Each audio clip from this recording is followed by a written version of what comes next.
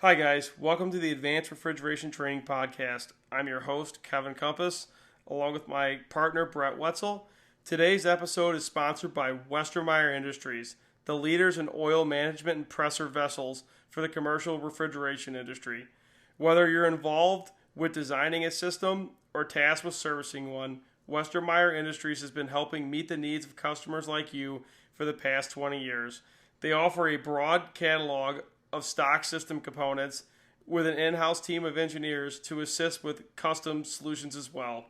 From oil separators and heat exchangers to system monitoring devices, Westermeyer Industries are a total system specialist with industry expertise, engineering know-how, and the manufacturing muscle to help you tackle problems and deliver solutions.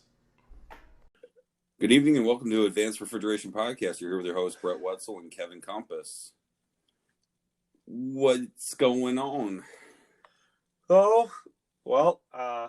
Since we recorded last, I think it was like Wednesday, or no, it was Tuesday.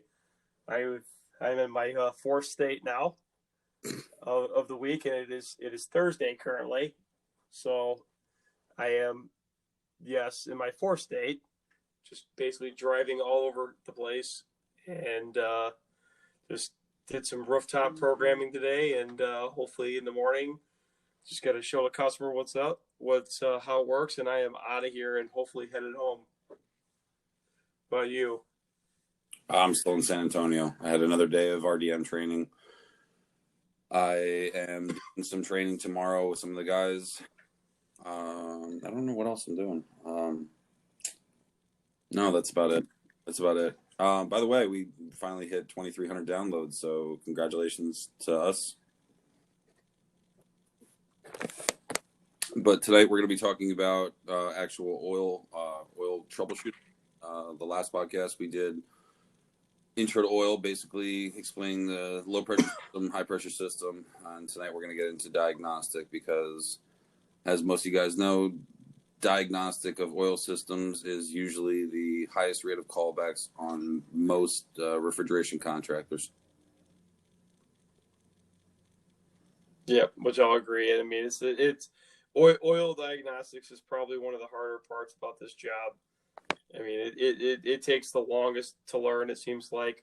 But me and Brett are going to go over some, things we follow at just about every time and try to do with every oil failure call to try to negate getting the callbacks and being more thorough and actually figuring out the real problem that's not adding oil. All right, you want me to start by explaining some of the older oil fill controls? Yeah, sure, take it. You got a little more time on me. So, usually on the Copeland compressors, we have the Centronic. Now it's up to the Centronic 3. What's nice about the Centronic 3 versus the Centronic 1 and 2, basically you have an input for the voltage that it doesn't really matter. You can hook it up 120 or 240, and it'll still function. There's no separate terminal for the separate voltage. Typically, everyone thinks that the oil sensing switch is a transducer because the plug on the back does in fact look like it looks like a transducer. But if you actually unplug it and look at it, there's actually only two wires that are connected to the oil fail device. That is just an oil differential switch. So it's either open or shut. Typically the way it works is on a Copeland compressor, you try to maintain more than, I believe the cutout is 9 psi differential between the crankcase and the oil pressure. If it's less than that, what'll happen is after 120 seconds, the oil fill control will actually open up the control circuit and shut off the compressor. You have some other oil fill controls. You have the Johnson control, either 345 which is the older version. And you also have the 545, the newest version that they have. There's 3 lights on that one. You have a red light, which means failure. You have a yellow light and a green light. The yellow light can mean one of two things. If the yellow light is on by itself, that means that it is timing for an anti-short cycle delay. If you take off the 4 screws off the front of the oil fill control and you look inside, the jumpers in there, jumpers can be set for 0 to 30 to 60, to, I believe, it's either 100 or 120. And that's actually the short cycle delay. So when the compressor contacts want to pull in, let's just say the RO turns on to start the circuit, there's a delay in that oil fill control where it's actually not going to come on right away, and you'll see the yellow light just start to blink by itself. Now you have to be mindful when you're actually setting one of these up. If you're on a single system, no harm, no foul. You can delay it as much as you want to have essentially an anti-short cycle delay to make sure that we don't short cycle our compressor. But if you are dealing with a rack and you are setting this up, it's highly recommended that you actually put the delay down to zero seconds. The reason for this is a lot of systems have a proof failure. And if the proof failure is set for 30 seconds in the EMS and the energy management system, where the compressor doesn't come on within 30 seconds, the system will fail. And basically it will stop trying to bring on that compressor. So if you have the delay set for 30 seconds or 60 seconds, basically it's not going to turn on right away. The EMS is going to fault out and then turn off the RO for that particular compressor and not even bring it on. So it's highly recommended to not even utilize that delay and just put it to 0 seconds. So with the delay, if you do have a system that has a delay, you'll have the yellow light stay on. It'll start blinking for however long the delay is, and then what will happen is the green light will kick on as soon as the compressor starts making oil pressure. If you see on that particular control, if you see the green light stay on and the yellow light actually start to blink, that's telling you that you're below your oil set point, whatever the differential is.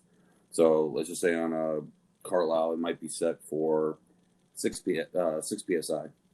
So if you're less than 6 psi on a Carlisle compressor, what will end up happening is the yellow light will start blinking while the green light is on. And then after 120 seconds, it'll fault out, shut off both yellow and green lights, and then basically just kick on the red, open up the control circuit, and now you have no compressor running. Those are some of the controls that we use. There's also another one made by Curawan. It's called the Delta P2 gauge. That particular one is predominantly used by Bitzer, but they do make different ends for the actual fitting that actually goes in the compressor. Same thing with the Johnson Control. They actually have different fittings where like a Copeland one is a lot longer than what a Carlisle one is. A Bitzer one is a lot shorter, but it also has, if it's going on a Bitzer, chances are it's probably metric threads. And like I said, those are just switches, differential switches. So, that really kind of dictates, basically when the oil pressure switch is going to open or close and actually fault out the system. So you can have the same control as you would use for a Copeland or a 545, but the only thing you really have to change is the actual fitting that actually goes in the compressor. The Delta P gauge works exactly the same way.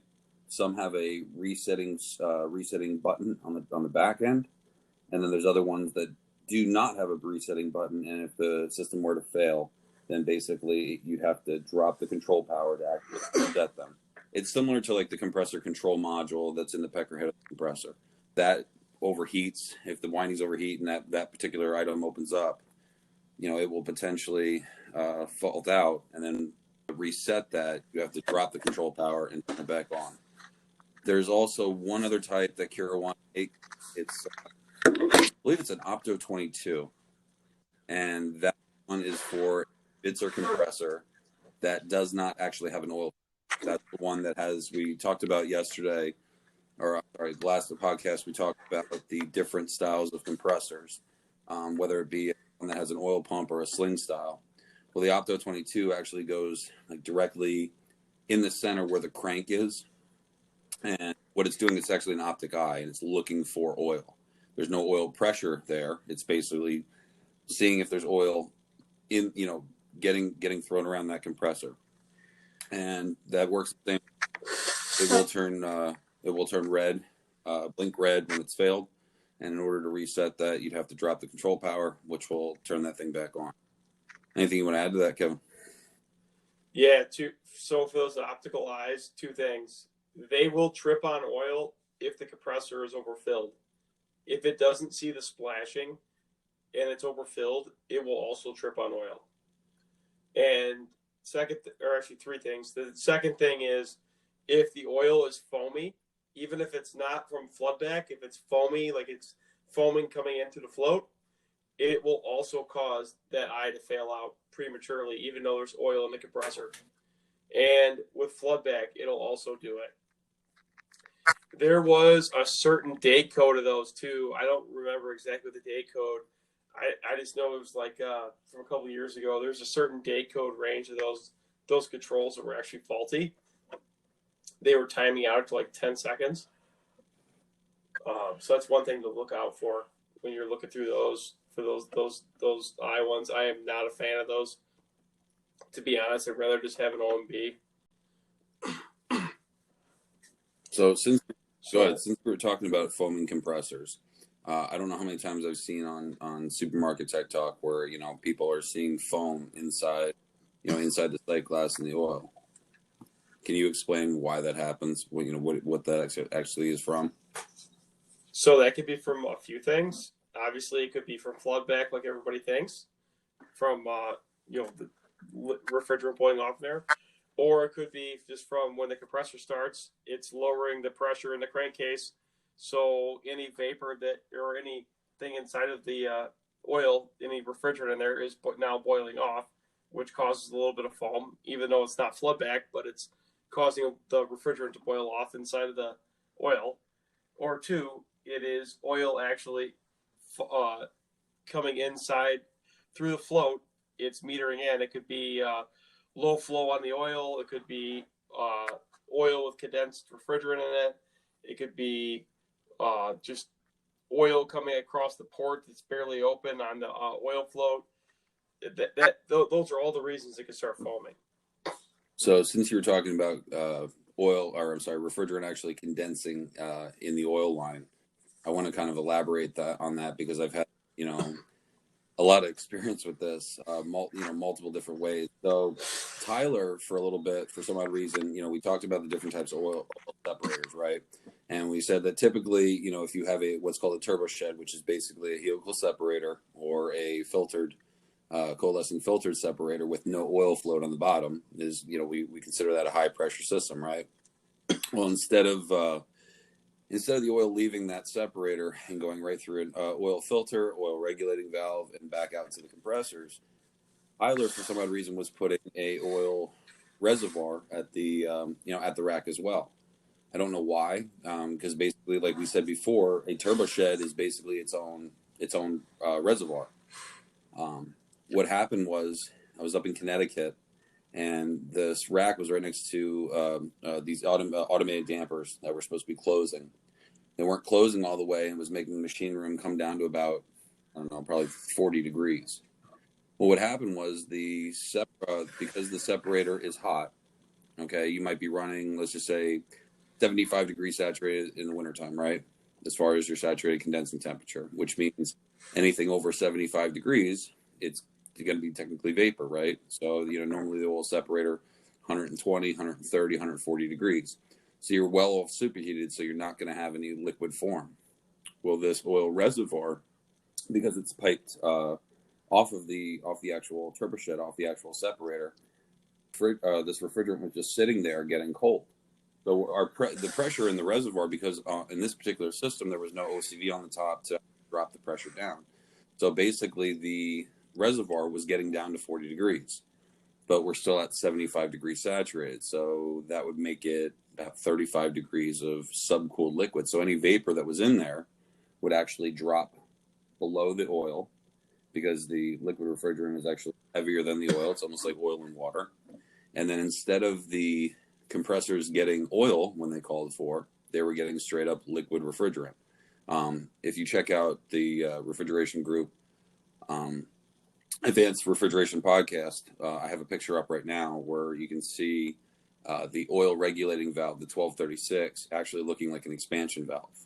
And this was all because the motor room was getting too damn cold, condensing the actual refrigerant in there, and then sending that refrigerant a liquid refrigerant into the compressors, and then causing oil failures because they weren't actually getting oil. They were getting liquid the whole time.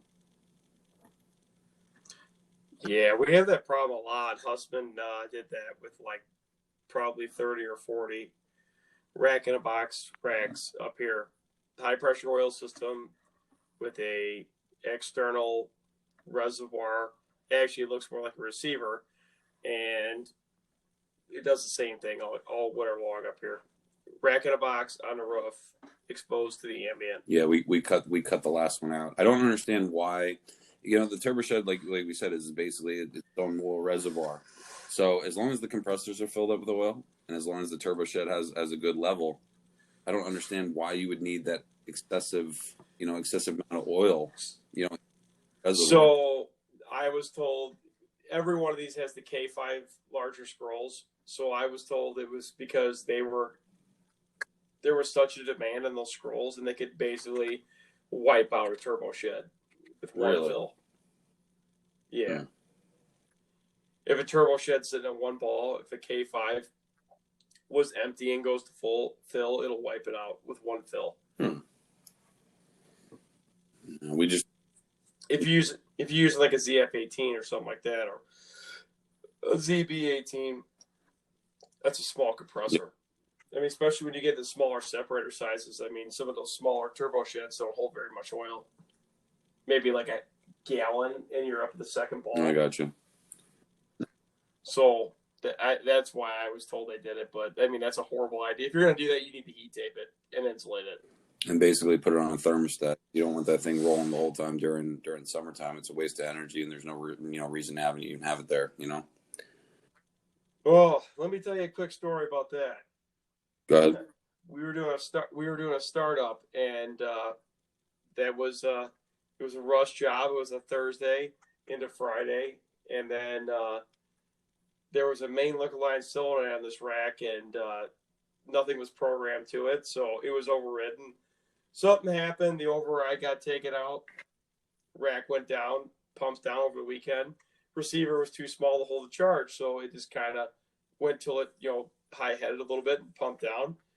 Well, lo and behold, I mean, we did a quick start up here, didn't check everything, and one of the things I always check, and I'm pretty diligent about it, is the receiver heater. Well, somebody at Hill Phoenix, when they installed this or put the thermostat in here, they had the band heaters on there, had it set for 160 degrees. Nice. And it was 95 degrees outside. So this full receiver sat at 100% with the liquid line shut off on one side, the condenser full of gas on the other side, and sat there baking their refrigerant until it blew the reliefs off. So until the whole rack was flat. Amazing. Yeah, so that's one thing you may want to check when you're doing stuff is you shouldn't leave heat tape on a vessel without a thermostat and actually checking it. All right, back to oil failures. Some of the things you have, let's talk about low pressure systems for a bit. We explained before that basically you have to have, 2 pressure drops in order to have flow, right? Your discharge pressure that goes to your oil reservoir, which is typically going to be anywhere from 5, 10, 20 to 30 pounds heavier than what your highest suction is. So there's your intermediate pressure, and then your crankcase is basically the lowest pressure where that flow is going to end up going into that compressor. You want to go over some of the issues that can happen? Yeah, so let's start with the low pressure oil system. So first things first, when I'm looking at an low pressure oil system, I'm going to look at the reservoir, see if there's any oil in there. If there's no oil in there, then I'm going to, venture over to the oil separator. And I'm going to feel the feed line feeding out of the oil separator. First things first with your hands, before you get any tools out. Feel that feed line. Is it cold? Is it hot? Is it like boiling hot? Is it warm? Is there an oil sight glass? Can you even see in the oil sight glass? You see oil flowing through there. You want to check those things first. Just do a quick visual. And if you see no oil in there and the feed line's cold, then I start, digging into deeper.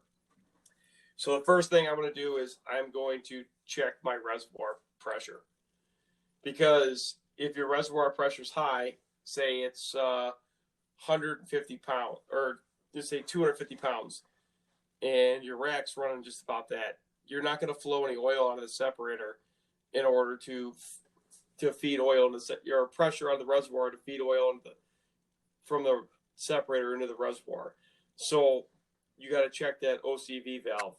If that OCV valve is a 10, a 20, a 15, a 30, whatever it is on there, that should be 30 pounds above. If it's a 30, your whatever suction group it's tied to. So if it's not, say your suction group's maintaining 50 pounds and your oil reservoir is 125 pounds, well, that's a problem. You're not where you're supposed to be. So you need to verify that first. Once you verify that it isn't suction pressure, it's completely pumped out, then you need to watch the separator for a little bit. I'll strap a temp probe to it. I like to throw an EMS temp probe on there and set the logging up to like 30 seconds and just make a sensor control so I can watch it. If it is an issue, I can just graph it out on the controller to see if it is feeding or not. So I'll just watch it, maybe like 30 minutes, see how many times it cycles. It should cycle anywhere from like 5 to 7 times an hour. Is usually what I see them do, depending on how much oil you're moving and how much you're separating. So if it's not cycling at all in that time, you probably got a stuck float. I would at that point probably drop the float, and you'll pump the rack down, drop the float. Brett's going to go over on how to clear the float, to get you out of a pinch. I mean, I see guys beating on them and kicking them. I mean, that hardly ever works. I mean, you're probably just going to end up causing some more damage than anything. But Brett's going to go over a way on how you get them free. But, like, you need to eventually pull that float down and clean it. It's probably dirty. I've seen a few that are crushed. I've seen a few that have holes in them that, they have oil in them. So I always make sure after I clean them, I backflow brake cleaner from the 3/8 line through, and then through where the needle is, I'll flow brake cleaner through there, make sure I got full flow of brake cleaner, and then I'll take the ball and hold it in my hand, and I'll shake it back and forth to make sure I don't hear anything in the ball. If you hear something inside the ball sloshing around, you got oil inside there, and it's not going to pick it up. Correct. The float is compromised at that point. Yeah. Now, the other thing I've seen, someone actually posted a picture on Supermarket Refrigeration Tech Talk. There was a ball that looked like it was crushed. Now, typically what happens is when you see that, if you end up dropping the float and you see that ball actually being crushed, typically you should have a discharge check valve on the outlet of your separator. Okay, this is for when the rack actually shuts down, to make sure that liquid refrigerant doesn't come back in your discharge. If that check valve were to fail, or if there's not one there, basically liquid refrigerant can basically migrate upon a failure. And then what will happen is when you start that rack back up, if you do in fact have that separator full of liquid, the liquid's going to expand quite rapidly and potentially crush that ball. I've also heard of one particular store where I'm pretty sure that the separator had actually blew apart, and someone ended up getting injured because of this. Rack for a little bit, rack started back up, separator blew apart, and you have to be very careful when you're starting something up back after a failure. Do you want me to go over how to backflow it if it's not? Yeah, you want to hit the backflow thing? So if you have to backflow it, that it's probably definitely, it has junk in it. Definitely probably dirty. You should probably make plans on changing it anyway. This is just to get you out of a pinch. Typically, technicians try to put another an oil service valve right next. There's usually a square plug that's in the bottom of the separator plate, right underneath the float. And that way you have something there to try to drain out that oil, because if you assume that separator is filled up with oil, you want a way to drain it out. Unfortunately, sometimes they're not always there. This is a way to actually backblow the separator to get you out of a jam until you can get someone there with a new float assembly. All right, you might need to write this down. There's a couple directions that you need to follow. First thing that you're going to do is close off the oil outlet on your reservoir. The reason why we do this is because we are going to pressurize the reservoir, and we want to make sure, like we stated before, a lot of these oil floats, they don't like greater than 90-pound differential. So if you do in fact have greater than 90 pounds, you're going to damage the float and cause even more pain and suffering than what you're already going through right now with the rack being down. Next, you're going to do follow where the OCV is connected on the header. You're going to close that line off. All right. Hopefully you got at least one compressor you can start running. I would want you to hook up a discharge line from the discharge of one of the compressors that you have running and run that into the reservoir. Okay. Turn off your condenser fan motors. I want to get the pressure in there as high as humanly possible. Okay. Let's just say your head pressure shuts off at 325. Try to get like 300 psi worth of pressure from the discharge from your gauge manifold set into that reservoir. So now we're gonna, after we closed off the OCV, now basically it's closed off on the outlet, it's closed off on the OCV. So the only line that should be open or even cracked is the top, so you can actually pressurize that reservoir with discharge pressure. We're going to get that thing up to about 300 pounds. We want to make sure that when you shut off the gauge set that it stays at 300 pounds. Once we get it up to 300 pounds, then what we're going to do is going to run over and turn on the condenser fan motors. Because right now you have 300 pounds in the reservoir, you have 300 pounds in the separator, right? When you drop the head pressure by turning on your condenser fan motors, the pressure in the separator is going to drop. But the pressure in the reservoir isn't going to go anywhere. It's going to stay right there. The idea is once you turn on the condenser fan motors, that 300 pounds that's now in the reservoir is now greater than the pressure that's going to be in the separator as the pressure comes down. So the idea is that 300 pounds is going to help push whatever junk is left in the 3/8 line going into the actual reservoir, and actually punch a hole through whatever junk is in the bottom of that float. It might not work the very first time. Do it a second time. If you see you'll see if there is a sight glass on the system, when it starts flowing in the opposite direction, like once the pressure's actually stabilizing, you'll see the reservoir start filling up with oil, but you'll also see a whole bunch of dirt come out of the actual oil separator.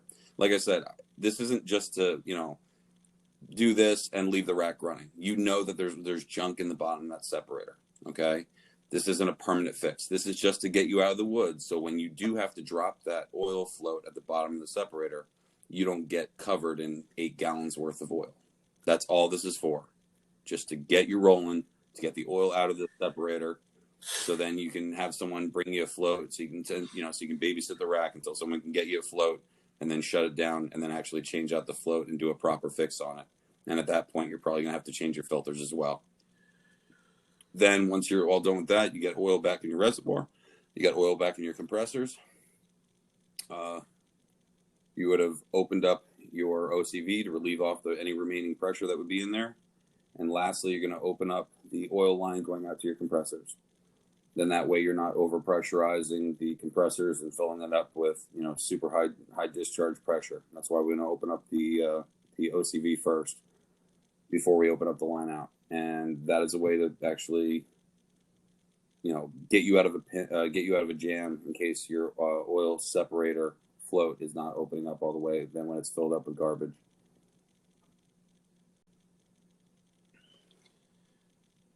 Yeah, that's a good way to do it. Or you could be like everybody else and beat it with a hammer. That's just float.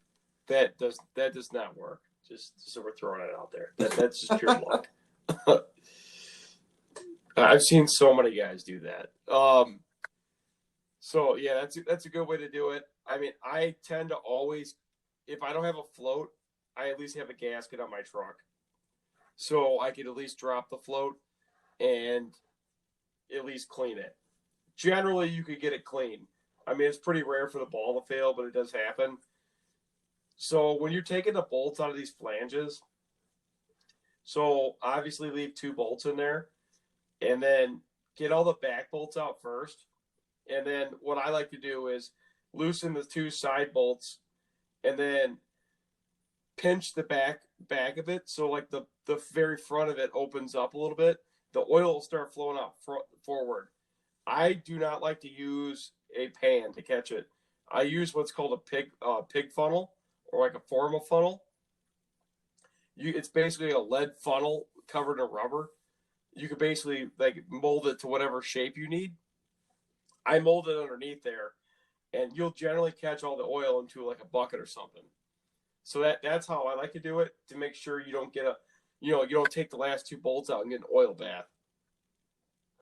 And then as you drop down the separator, so it depends on what kind of separator you have. If you have an impingement type separator, there's a couple things you need to look out for. You need to look at the float, obviously, but you also need to look inside the separator, and there's a screen around that protects the float.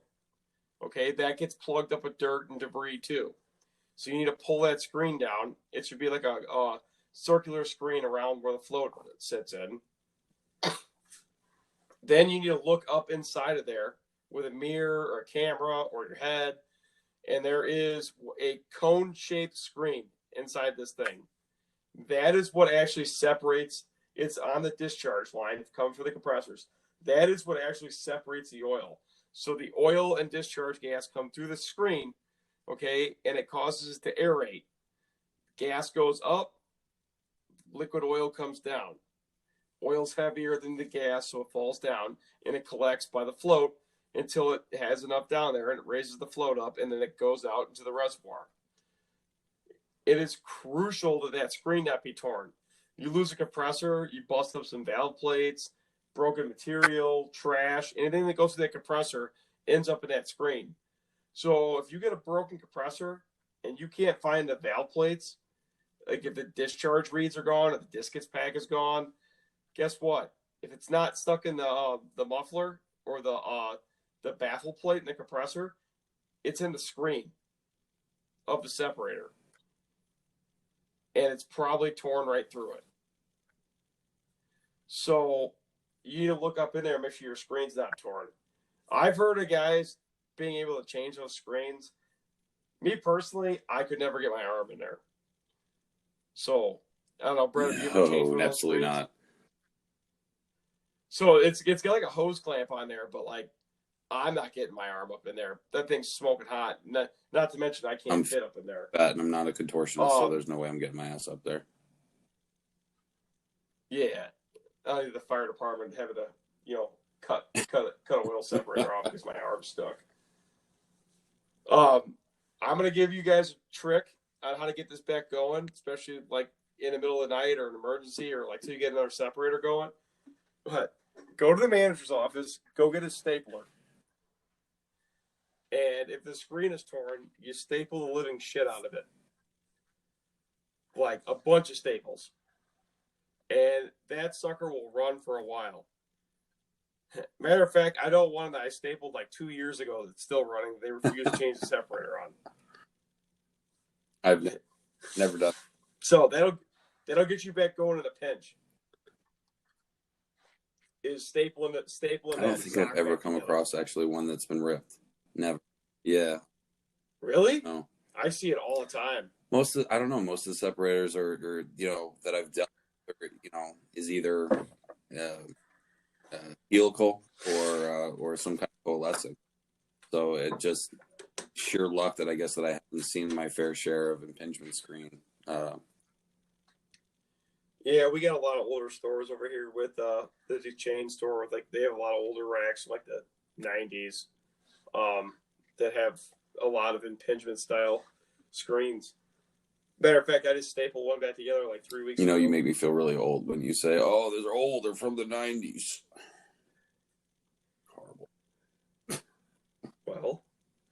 What do you want me to say? It's really old.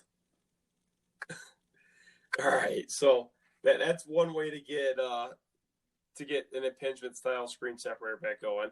Other than that, you got to change it out and don't put an impingement style back in. Impingement style separators are only like 75% efficient of catching oil. You're much better off with a filtered type or a centrifugal, or helical, as Brett was calling them. You're much better off with that type of separator. It's going to be much more efficient, and it's going to protect you from tearing that sock. You won't have to worry about that again. So once you have proof, so if you drop that float and there's no oil in there and the sock's not torn, you have another issue. Not so much either low on oil or your oil sitting in the system. If you go to pull that separator down, Henry and ACR, they all list the amount of oil that's supposed to be in there. But if you pull that plate down and there's not any oil in there, but barely maybe an inch, you have an issue in the system. Like you have a system issue. Or the oil's all over the ground, which I would hope you would see that. You have a system issue. But if you pull that thing and it's full of oil, like a gallon, 2 gallons, you got a float issue. So that's one thing to look out for. Now, after you get everything put back together, you put maybe, they list the ounce in there. I usually put a quarter gallon in there, half gallon. I want to charge it up enough where the ball is going to lift up. So I want to be able to see that oil, when I turn everything back on, shoot out of that separator and into the reservoir. So I want to be able to prove that the float is working. So I don't have to sit there and wait for it to work. I want to be able to prove, I want to see it, fill up the reservoir. So then, your oil flow is good to the reservoir. Then you want to check your reservoir pressure against suction pressure. You should be at what your OCV is. Now, to test the OCV on the oil reservoir, this is how I do it. I shut off the outlet going to the floats. It's very important, or else you'll mess the floats up. You're going to shut off the line feeding the oil separator from the oil separator to the reservoir, and you're going to take discharge gas and fill up the reservoir with it. And it should vent out to whatever it is above suction pressure. If it's 30 or 20 pounds, it should be 30 pounds above suction pressure. And it should hold pretty steady. I mean, if it bleeds down right away within a minute, then the OCV is bleeding through. If it stays longer, 10, 12 minutes, it's good. It should be above whatever it is. Yeah, and if you pressurize it with discharge gas, like you stated before, and it stays up to whatever the discharge gas is with the OCV, still open to the suction, you have, basically that OCV is failing to open up and relieve that pressure. Like you said, it should just be, if you have a 20-pound suction and you have an OCV 30 in there, your expected pressure in your reservoir should be 50 pounds. If it's not with the steps that he took, OCV is probably bad.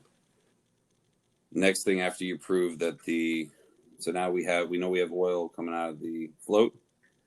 We know that the OCV is regulating the pressure into the reservoir properly. The next thing you probably want to check is to make sure that our filter isn't restricted. The filter is usually put on the outlet of the reservoir.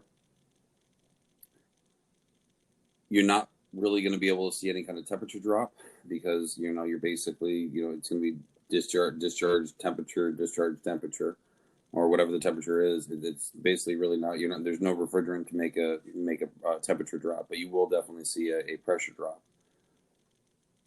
What do you say? 3 pounds, 5 pounds of a differential and time to change it? Well, I mean, unless the floats are calling, you're not going to see a drop. So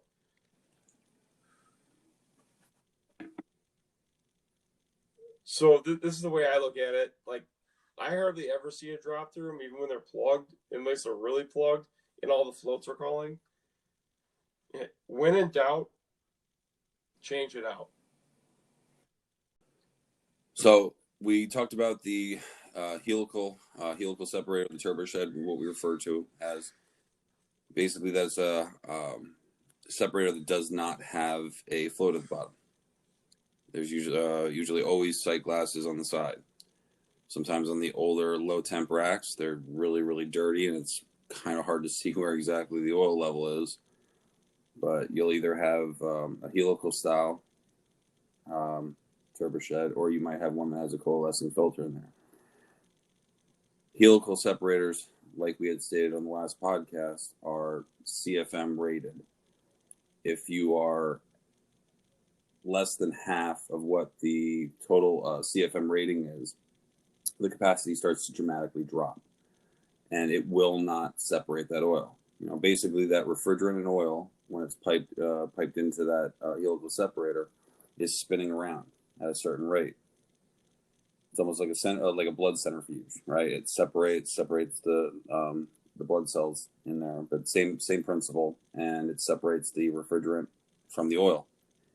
Oil's heavy, drops down to the bottom, fills up the reservoir section of the actual separator, and basically goes out from there through into an oil filter, and then would basically either go to a high pressure style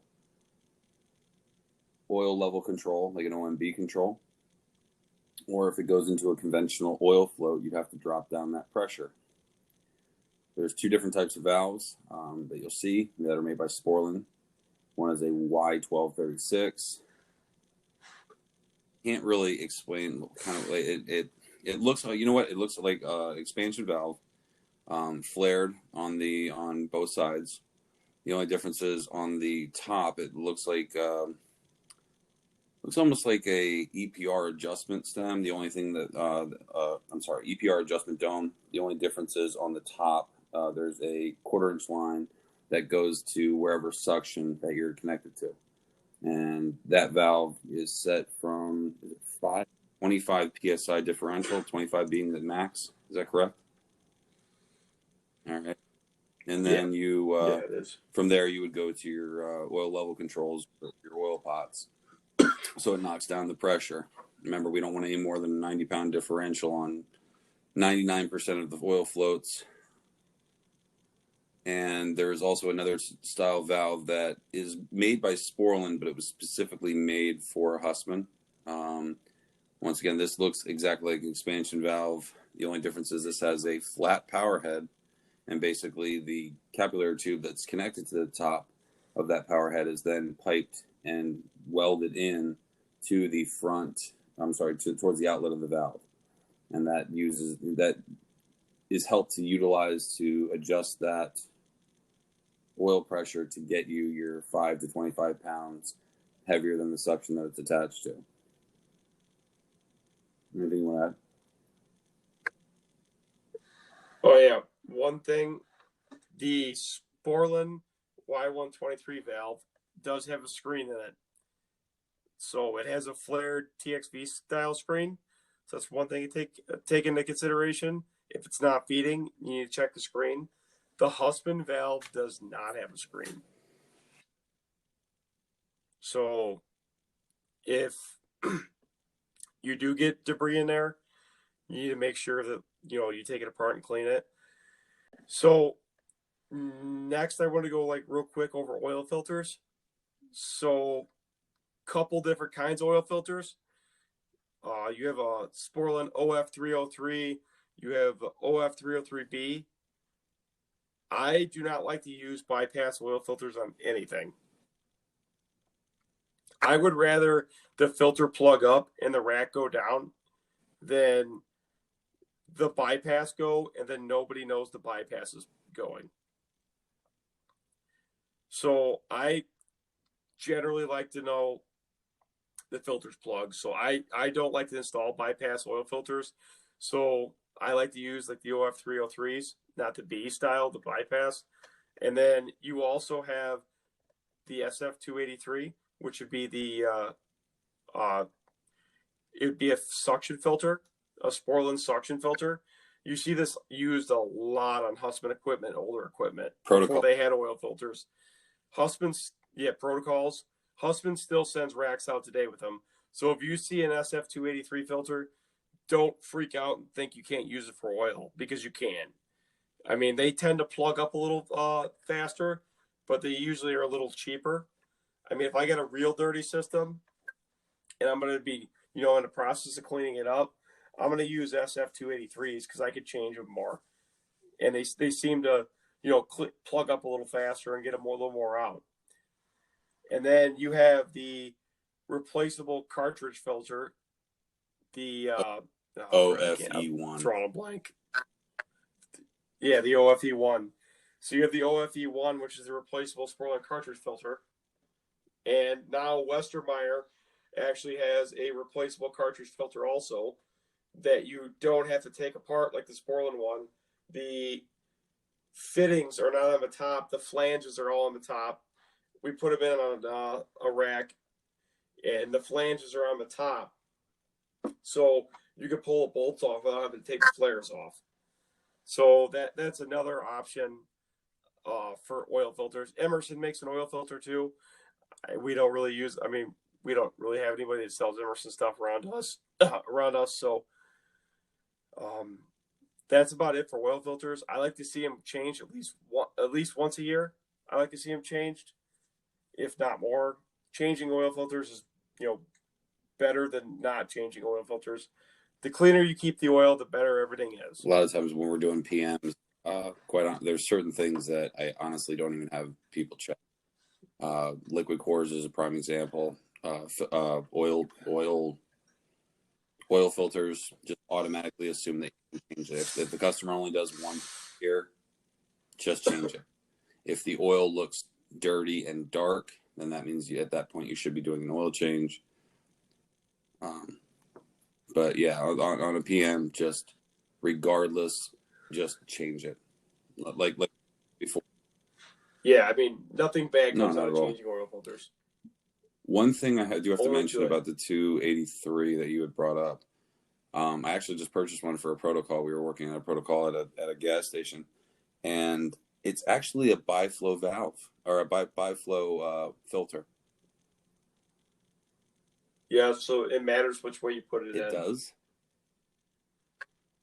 Yeah, so one direction will be, it'll say bypass. The other direction will be. I was trying to figure out why they actually use, because I mean, usually on a protocol, you have the turbo shed goes to the oil filter. Is that why? It's cheaper. Okay. Yeah. It's half the cost. Gotcha. Just like everything on a protocol.